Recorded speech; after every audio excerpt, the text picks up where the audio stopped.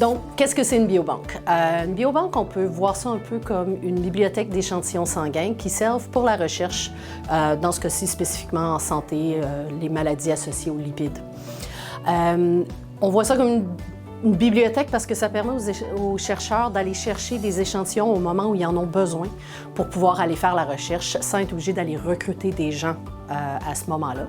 Et à ces échantillons-là, on rajoute des données médicales. Donc, qu'est-ce que ça implique si tu décides de participer à la biobanque? La première chose à savoir, c'est que ce n'est pas du tout obligatoire. Donc, si tu décides de ne pas participer, ça n'aura aucun impact sur le traitement que tu vas recevoir ici à l'IRCM.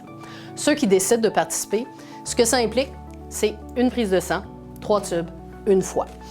Ça peut être aujourd'hui, ça peut être à une autre visite où est-ce qu'il y a déjà une prise de sang à faire. À ça va être associé des données médicales et le tout va être anonymisé, puis sera ensuite disponible pour les chercheurs pour la recherche.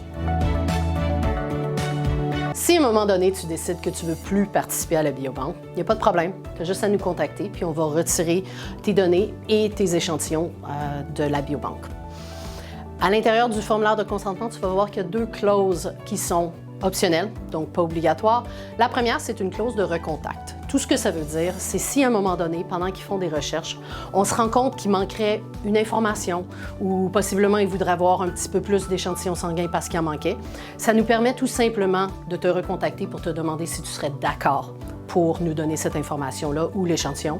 Ça ne veut pas dire que tu es obligé de nous le donner.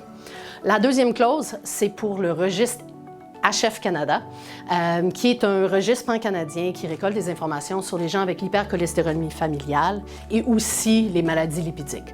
Donc, si tu acceptes, les informations médicales qu'on va avoir obtenues dans la biobanque vont aussi être accessibles pour le registre HF. Si tu as des questions, s'il y a quelque chose qui n'est pas clair, n'hésite pas à parler à l'équipe de recherche, à leur poser des questions avant de signer le formulaire de consentement. Merci.